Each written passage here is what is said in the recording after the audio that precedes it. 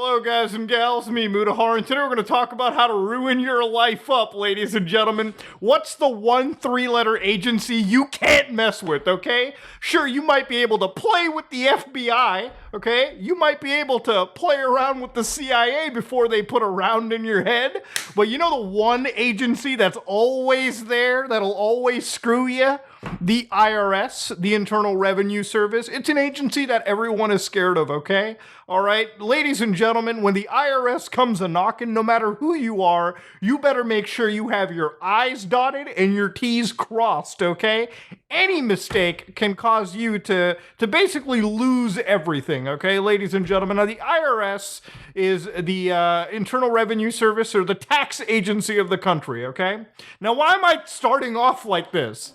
Well, ladies and gentlemen, we're going to look at a YouTuber known as Omi and a Hellcat, okay? Omi and a Hellcat's got 818,000 subscribers, and his latest video was 2 years ago. Now, you might be like, Muda, why are you covering a YouTuber that's not even uploaded for 2 years? Why? Well, ladies and gentlemen, if you look at the video catalog, Omi and a Hellcat's got some rather spicy things. Taking delivery of a 2020 Challenger 50th edition. Okay, he's getting a car. Cool, that's fine, that's dandy. What's that? Hellcat versus Lamborghini Evo? Ooh, okay, maybe he's just challenging another YouTuber. Cool, fine. About a year ago, taking delivery of a 2020 Mercedes AMG GT 63S. Ooh, another car? Wait, it gets even wilder, ladies and gentlemen. Taking delivery of a 2020 Lamborghini Huracan Evo and a Urus. Yeah, we bought 2 Lambos in one video, okay? God damn. Taking my Corvette C8? I think you're getting the idea. Now, Omi and a Hellcat, YouTubers make good money. But you may be wondering, do they make that much good money? This is where it gets a little bit deeper. If you're asking that question, trust me, the IRS, all the three-letter agencies are asking the same goddamn thing.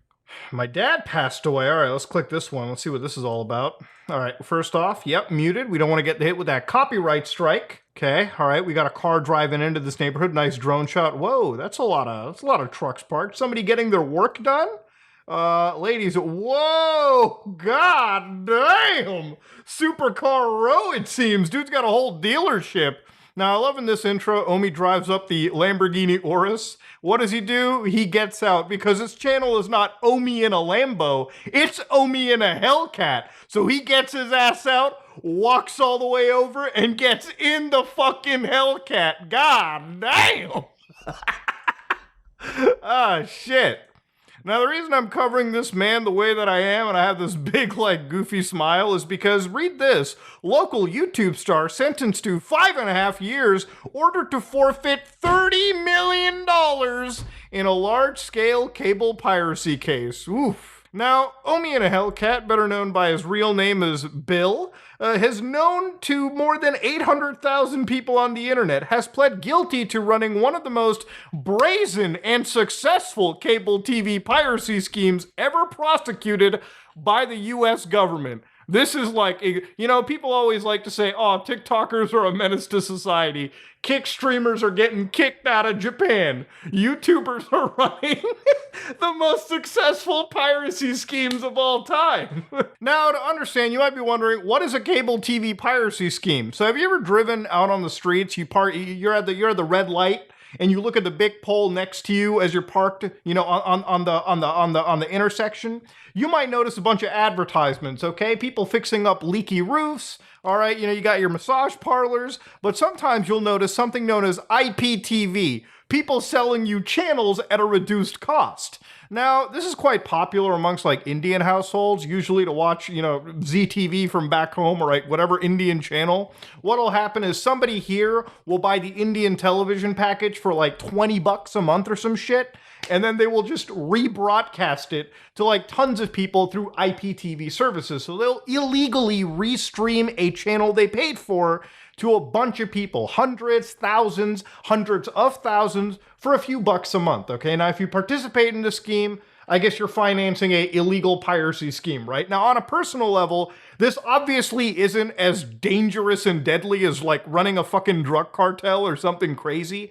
Omi and a Hellcat pled guilty to running a piracy scheme, a crime that he literally probably could have gotten away with till the day he died of natural causes had he not been making YouTube videos day in and day out, constantly uploading hundreds of thousands of dollars of cars, taking deliveries like every fucking week.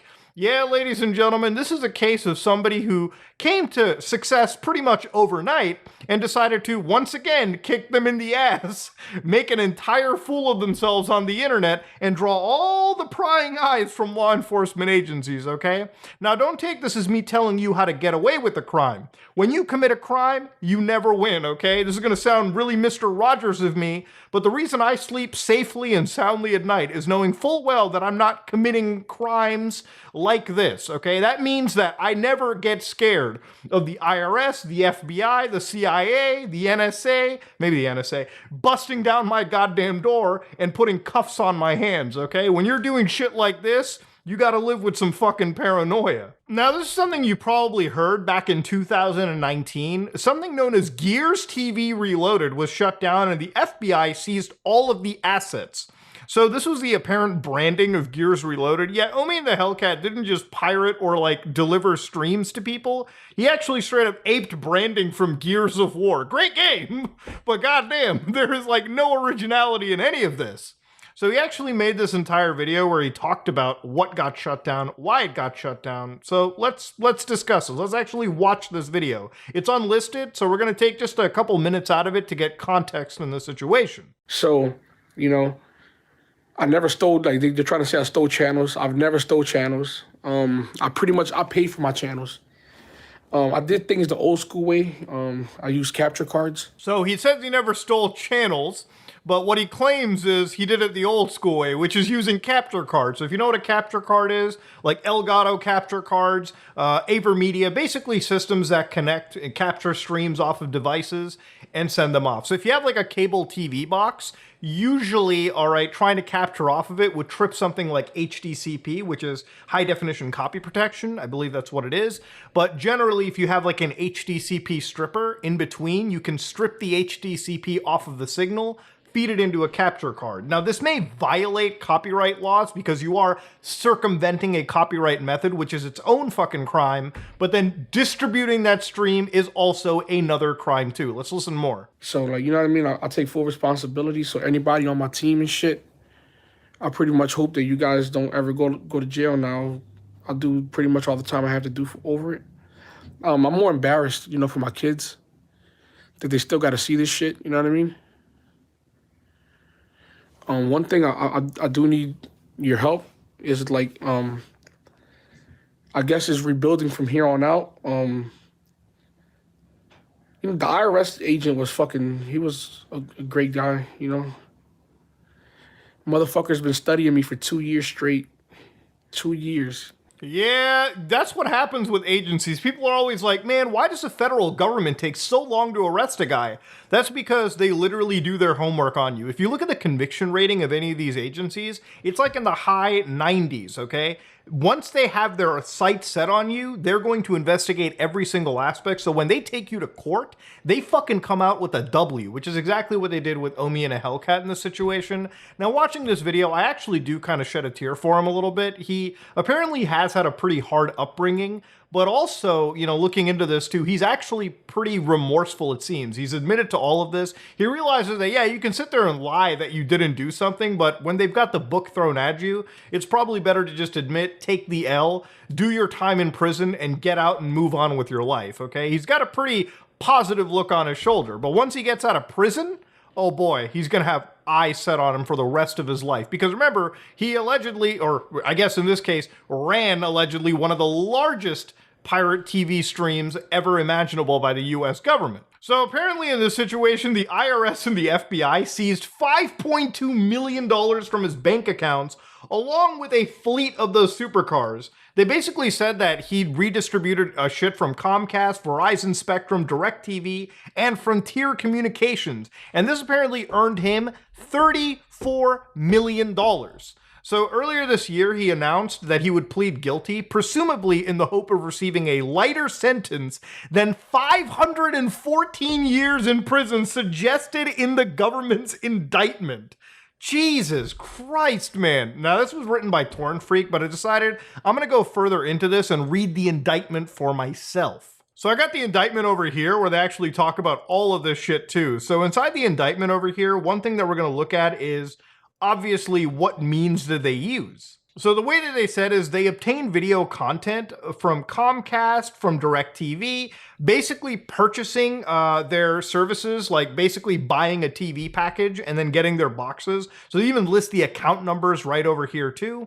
Then they obtained devices to circumvent HDCP, like I said earlier, where they even literally got all the wire transfers to the certain amounts, like Foreign Company 1 as payment for two 16-port encoders and one 8-port HDMI encoder, right? So they literally got all the things done. They just got them dead to fucking rights. Distributing content to subscribers of the infringing service. So again, they detail exactly who was distributing what to where, advertising the scheme. Defendant Bill started a YouTube channel entitled Target in 1080p. Defendant Bill caused a video to be posted to the YouTube channel in which he discussed the infringing service. On about May 24, 2018, Bill caused a video called Reloaded TV Live Show that he posted to the YouTube channel, where he discussed the infringing service. He caused a video called the Best IPTV Service 2019 Gears Reloaded to be posted to a YouTube channel. The guy actually was alleged to advertise his shit directly on YouTube. Now, if I'm not mistaken, this 52-minute long video, which one can watch right now, this is a deleted video, but it exists thankfully to like re-uploaders on the internet where he discusses like this specific scheme or Reloaded TV. Which again, ladies and gentlemen, this would be really, like, I can't even believe I'm watching somebody like basically incriminate themselves. The fact that you can upload this, and even if you delete videos, remember, federal agencies can subpoena tech companies for deleted content, and they do it all the time. If you delete a video thinking the FBI can't get it, they've either downloaded the video, dug up an archive, or subpoenaed Google, YouTube for that information. And Google will just gladly hand it over. They've got nothing to lose. Data retention exists for a reason. Inside this indictment is also what they listed that they were taking away. So literally they took $5.2 million from one bank account, $542,000 from another technology group over here that held the benefits for the Gears server. And then, of course, in the forfeiture list is a fucking dealership worth of supercars. You got Lamborghini Huracans, Suzuki motorcycles, Chevrolet Camaros, Dodge Durangos, Yamaha four-wheel off-road vehicles. They've got the VIN numbers and everything.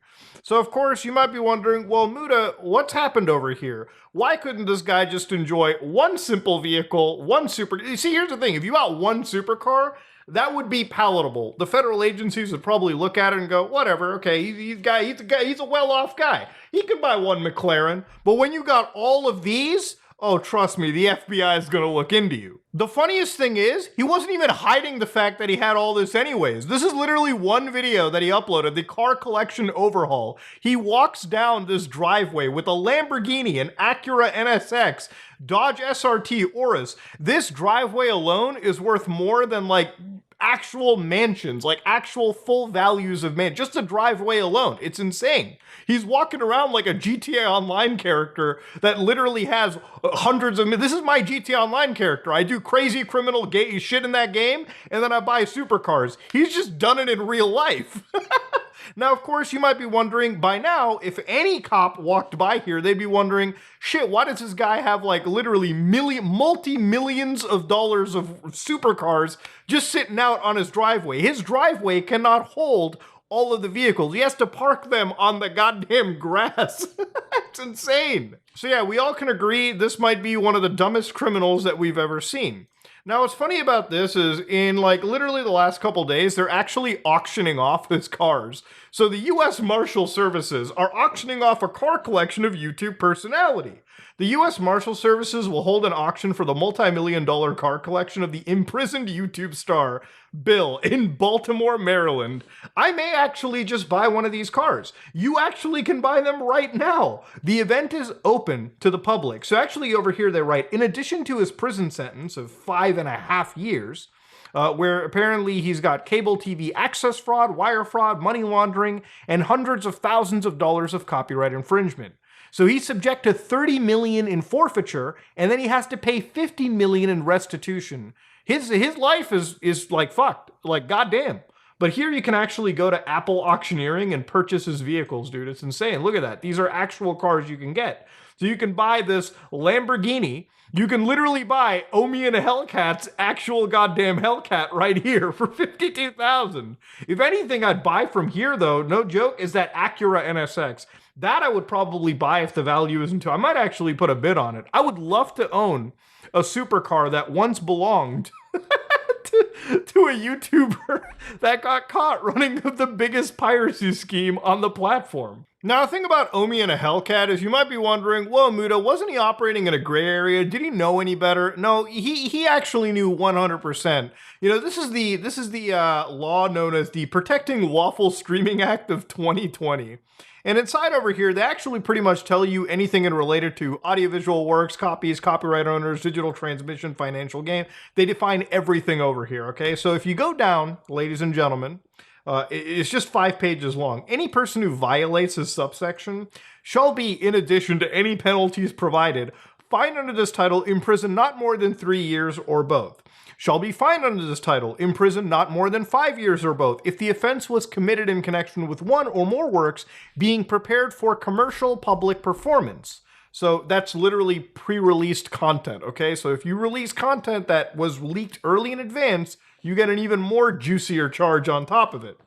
Shall be fined under this title, imprisoned not more than 10 years or both, if the offense is a second or subsequent offense under this section. So again, there were tons of counts, and Omi and a Hellcat pleaded guilty. And once you pleaded that way, the government and you will strike a deal, and that's probably why he got 5.5 years. Still had to pay millions of dollars in forfeitures and restitution, but it beats going to jail for like 500 goddamn years. That is insanity. Now, ladies and gentlemen, do I have any sympathy for Omi? Absolutely not. He knew exactly what he was getting into. And had he just been a little bit smarter, he probably could have kept it going on. But this is one story that I honestly could not believe. I cannot believe that there was a YouTuber dumb enough to purchase like $15 million worth of supercars and leave them just sitting outside in his driveway, thinking for no reason the IRS was going to pick up on it. That is insanity. But I think the stupider part of this story is the fact that he talked about this scheme somewhat on YouTube videos, thinking that that was never going to get picked up on. So yeah, ladies and gentlemen, if you want to buy a YouTube criminal supercar collection, you now have the options, all thanks to the U.S. Marshals. Wild story indeed. But ladies and gentlemen, if you like what you saw, please like, comment, and subscribe. Dislike it if you dislike it. I am out.